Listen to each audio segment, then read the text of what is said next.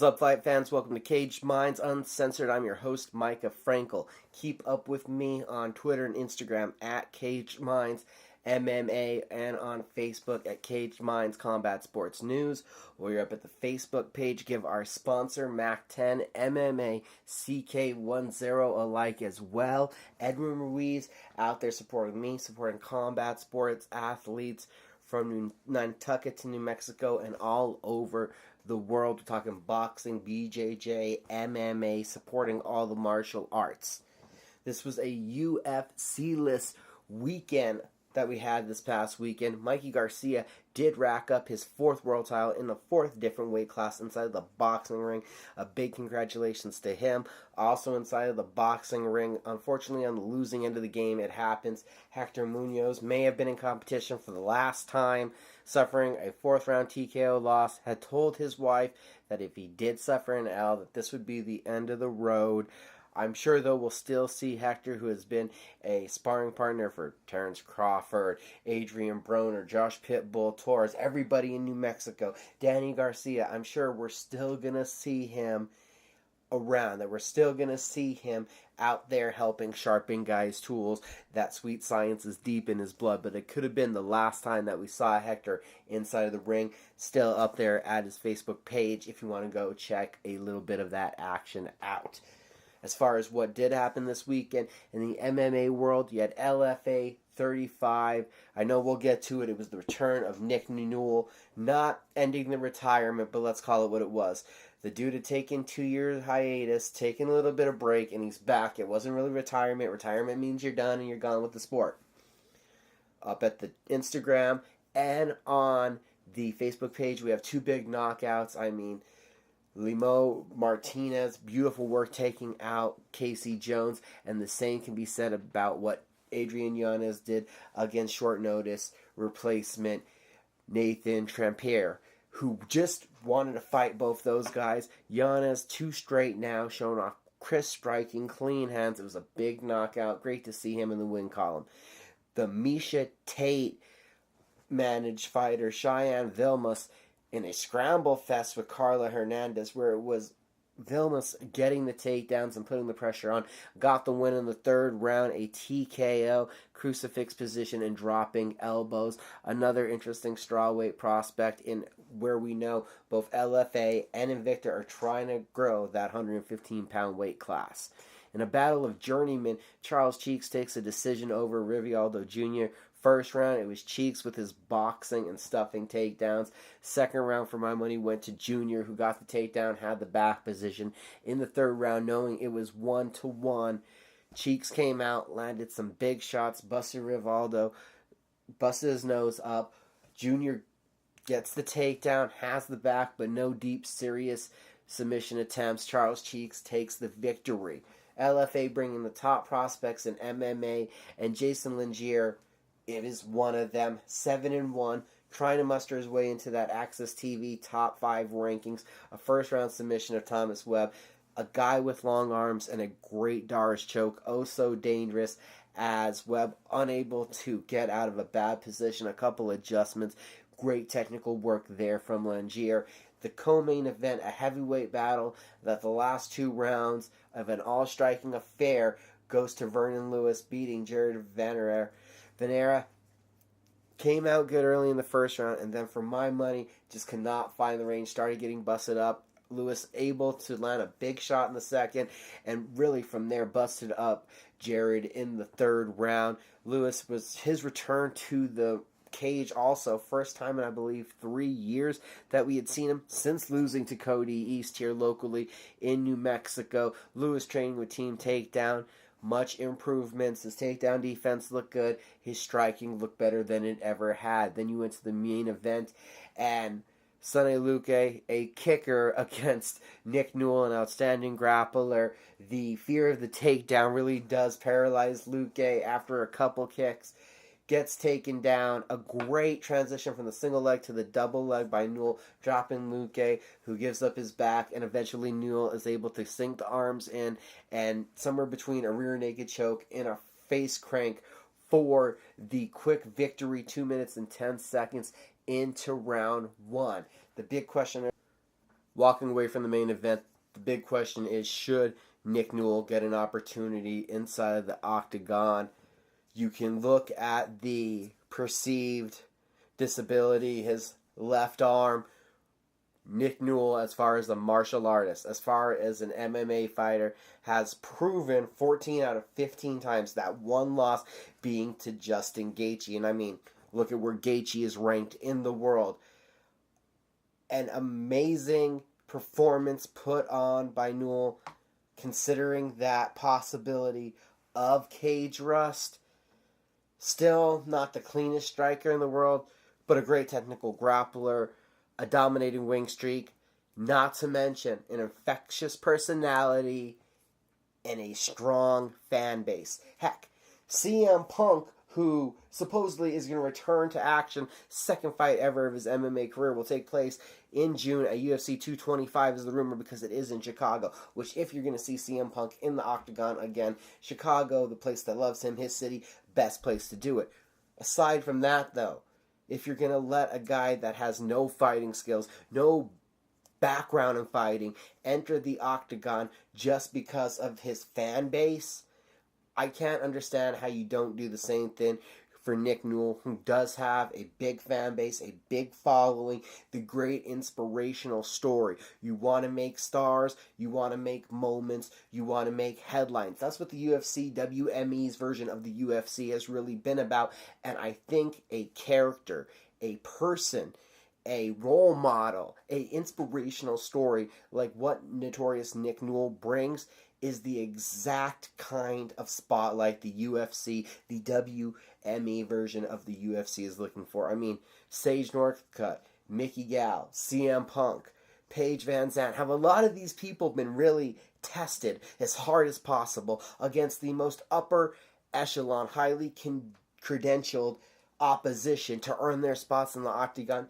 You can't say that all these prospects, with the hundreds and hundreds of fighters that we've had in the UFC, from the guys that have taken off the stardom to the guys that have fallen flat once they've hit this level of competition, you do enough on the regional scene to earn the opportunity to face this upper echelon level of competition. And I believe with the way that Nick Newell has handled himself, with the way that he came back and defeated a more than serviceable fighter. I mean, Luque is pretty much a striker who was putting into a grappler shark-infested waters.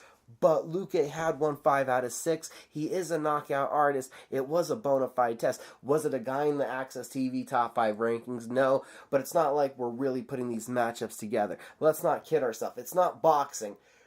But the MMA regional scene, slowly but surely, you're getting more of the fighters needing to be mindful of making the right matchup. So you're feeling that there is that guided path, that way to get to the promised land of the UFC in a way that we didn't look at it before, that is a more boxing-oriented mindset of not just taking on the toughest guy you can find, but giving yourself that best opportunity to get to that next financial level.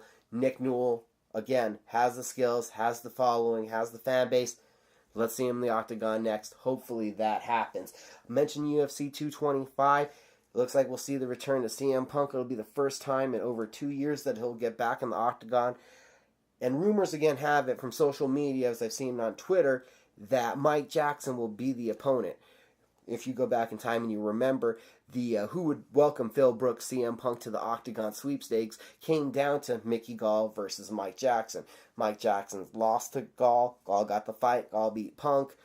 You haven't heard of Punk or Jackson ever since. We know where CM Punk has been, but my question continually now brings up, where has Mike Jackson been? And I don't mean Mike Jackson, the photographer who I see with LFA all the time. Respect his work, amazing stuff. Mike the Truth podcast, big shout out because it is an interesting show. But where's the fighter been? It's a little skeptical that this man has hung around for so long because he's so dedicated to the sport, to just wait 2.5 years to fight this one man. To make media about wanting to fight this one man, it seems a little desperate for 15 minutes of fame. And I almost hope that the UFC doesn't give into the fight, because how we understand where Phil Brooks has been for 2.5 years, but where has Mike Jackson been, the fighter, the athlete, the martial artist, who so badly wants this opportunity that he didn't continue to use his LFA connections to get fights and to better himself as a fighter, but he's using his media persona to try to up the ante of the possibility of getting into the octagon. We'll see how it plays out. Chicago would be the best place for it to play out. I don't know if I'm really all that encouraging of it, but it just looks like what's going to happen. Also, what's going to happen on that card, the newest fight added to UFC 225, is going to see Sugar Rashad Evans, last time we saw him at middleweight, moving back up to where he was champion at light heavyweight. He's going to take on Anthony Lionheart Smith. Smith is the bigger, longer fighter, even though they're both moving up from 85, and Smith had been at 85 longer. I think Smith is starting to come into his own, a big opportunity for the young fighter at UFC 225. Also talking about news that's going around, just news that was broken recently. There's a new main event for Bellator 196. James Gallagher is injured. And that's a big problem because this is the second consecutive fight. James Gallagher was supposed to be in the main event, and he's had to pull out of it. That could be a problem as we were looking towards the AJ McKee, James Gallagher kind of back and forth and poking each other on social media, waiting to see them fight inside of the Bellator cage. AJ McKee's ability to stay healthy, stay active, is putting his stardom, and he's surpassing James Gallagher. Just something that Gallagher, the Irishman, has to be mindful of. He's losing his spot, his stardom, his notoriety to the guy in McKee that's able to stay healthy, stay out there, and stay in our minds. But the new main event is going to see Benson Smooth Henderson against, now wait for this, Roger Morta. Morta coming off of 2 consecutive victories, and actually the last one coming over Haider Hassan. Just recently was on the tough Blackzilians versus ATT season. Remember ATT, who did not fare so well in the octagon. That victory, though, did come by a disqualification from Hassan landing illegal elbows. 2-2 in his last 4. 3-2 in his last 5 following a 4-fight win streak. Roger Morta has not been seen in the American MMA scene since that 4-fight losing streak with the UFC. Had been in Thailand with Tiger Muay Thai. Can't wait to see what his striking looks like. Bellator, where if you're a former UFC fighter, you will be a main eventer. A little bit of a head scratcher considering that I didn't know Morta was still on the scene. Wasn't really known, but does deserve the due respect of being the first MMA fighter to ever grace the cover of Sports Illustrated. Was expected from Mexican America to become a huge mixed martial arts star. Things did not work out, but the guy still has a phenomenal record. Benson Henderson, we've seen him kind of up and down. Maybe this matchup will draw some intrigue, but again, something that was so out of the radar, off the board. Let's just go with it, I guess, because it's Bellator, and the same thing were my thought processes with Krokop versus Nelson. This is just so far off the board, I guess we'll just roll with it, even though I don't love how Bellator has completely failed once and continually to build their own stars. Talking about a star that they failed to build, Ben Askren left Bellator, dominated one championship, rode off into the sunset, retired being undefeated, loved his dominance, and won so much that now all he does is troll the UFC, predicts himself to fight GSP in 2019. I guess the hardcore fans like myself, I should be more excited for this fight. But the thought of watching GSP Askren grapple themselves, or GSP try to jab Askren to death while he's diving at feet to try to make this a wrestling match. It's an interesting stylistic conundrum. We'll wait to see if it plays out. But I don't know if it's the barn burner and the big seller that the UFC is looking for. I could be wrong. The verbatim that comes out of Askren's mouth could lead to Chael Sonnen kind of proportions, and he could talk himself into this fight. But I felt good looking at the abstract that Askren felt good about making a ton of money, never having to go into the UFC, and getting around it, retiring, being happy. But how happy are you when you're just trolling them every single day? But I would be more interested in seeing Ben Askren in the octagon than Floyd Mayweather or Gervonta Davis. I mean, it would be interesting. Both renowned boxers have talked about the possibility of putting their skills to work from the boxing ring into the octagon, into the cage. And seeing high-level strikers in the cage, gotta love it. We've seen with a Michael Venom Page has done, a Stephen Wonderboy Thompson, Israel Adesanya. So if Mayweather and Davis are really serious about it, it'd be great. But as we do in martial arts and mixed martial arts, to push the envelope of the fight, it'd be even better to see them against the best wrestlers that can make weight against them, just to really test those full-blown fight skills. Talking about a jiu-jitsu guy, a wrestling guy. That's what we do to strikers, right? Could be a possibility. Floyd Mayweather, Conor McGregor, but not a probability. Gervonta Davis tweeted out he'd like to fight in the octagon, and again, I welcome him because it's always fun to see what strikers are going to do when you involve the leg kicks, the body kicks, the takedowns, and the jiu-jitsu, especially when we're talking about a boxer. But it's a question that I'd love to see answer what it looked like to see Gervonta Davis inside the UFC octagon. The UFC octagon this weekend is going to be in London. We have UFC Fight Night 127. Watch it. It's a full Fight Pass card. The prelims. It's a midday UFC event. Interesting prospects on this card. As always, especially love these international Fight Pass cards because you get to hear these names and these prospects you haven't heard. Dmitry Snozovsky, 10-0 from American Top Team, taking on Mark Godbeard. Mark Godbeard, who has spent some time in Thailand, was out there with Alistair Overeem, Cody East at the Fairfax Training Center. The English fighter has had not an easy time his entire time in the octagon. Won his last two, but Justin Ledet, Daniel Spetz, Walt Harris, nothing but prime prospects coming at Godbeard, and Snozovsky is just the same. A top Russian wrestler training at American Top Team. The kid has power. Also on those early prelims, you do have Cajun Johnson, Stevie Ray. This is one of those fights where you can tell the UFC kind of thinks they have something in Stevie Ray.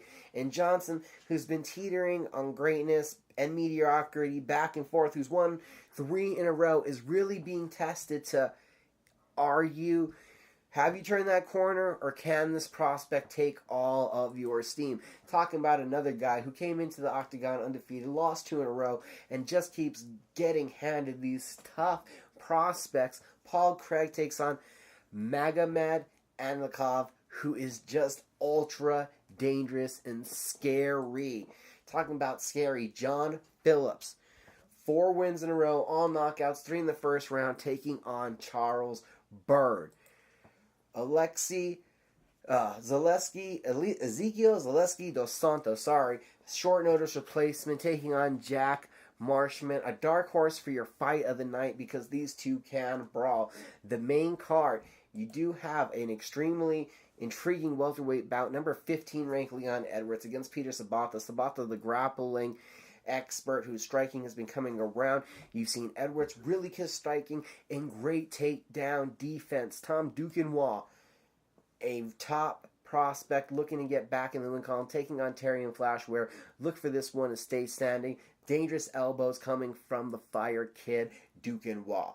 In the co-main event, Jimmy Manuwa takes on Jan Blachowicz, a meeting of top 11 ranked because that's what Blachowicz is. Light heavyweights. Manuwa, the poster boy, the knockout artist, is number 4 ranked. Look for Blachowicz to try to get this on the ground, and look for Manuwa to land a big punch and score another highlight reel knockout, because Manuwa either gets out wrestled or he wins by knockout. In the main event, you have former Bellator heavyweight champion Alexander Volkov taking on former UFC heavyweight champion and possibly the most dangerous heavyweight submission artist we've ever seen in Mauricio Verdum. I believe that the overall game of Verdum is too well-rounded when you add everything together.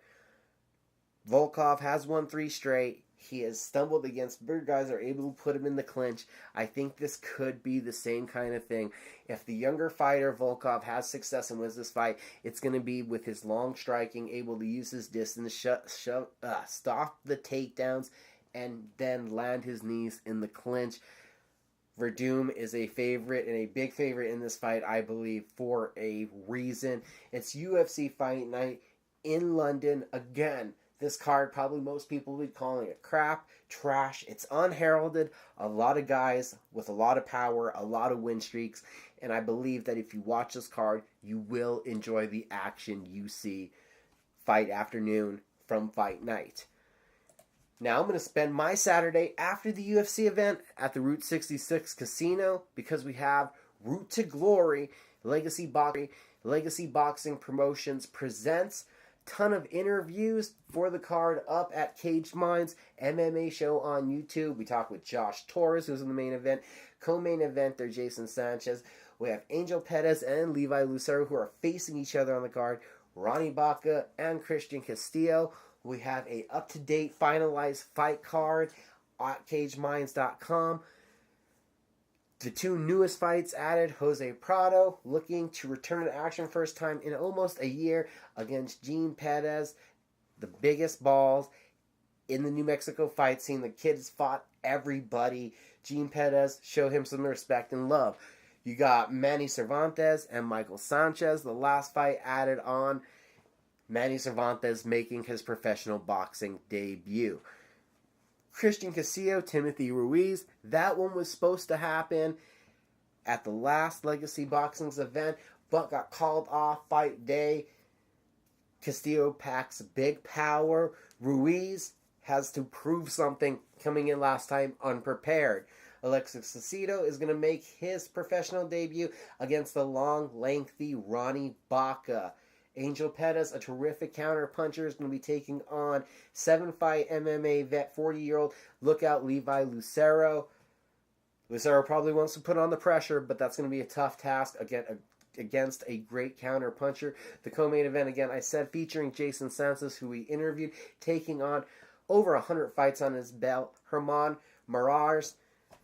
Sanchez wants a title opportunity coming up this year. He wins this fight, that'd be 12-0. Footwork, speed, and power, he says, are his big attributes. Josh Pitbull Torres wants to get another big fight like he had a year ago.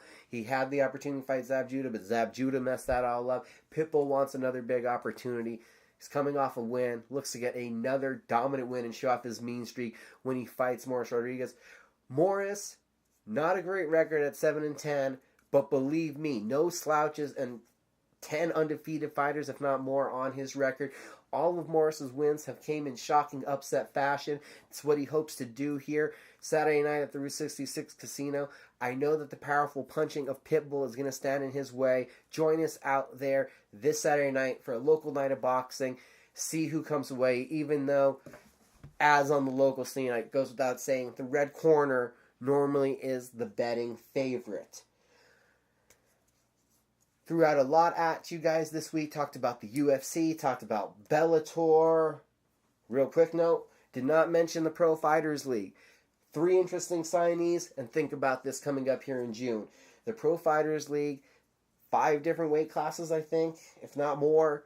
$1 million tournaments. Names like Will Brooks. Rashid Magomedov. And now added to the welterweight tournament. UFC vet Rick Story. I can't wait to see with this tournament-based format, giving fighters an opportunity to win $1 million, not just the Conor McGregor, Nate Diaz sweepstakes $1 million, but to earn $1 million through a tournament. So excited for the Pro Fighters League. I've talked a lot about combat sports. One more time this weekend, UFC in London on Saturday, and then if you're here in the Albuquerque local area, Route 66 Casino, the Legends Theater for Legacy Boxing Promotions, Route to Glory. Also, a quick note, on Friday, the weigh-ins will be at the same venue, are open to the public starting at 2 p.m. sharp, or check them out on ProView Networks, who will be streaming it. Again, keep up with Caged Minds on Twitter and Instagram, at Caged Minds MMA. Facebook, it's Caged Minds Combat Sports News. YouTube, Caged Minds MMA Show. Thanks for joining me this week.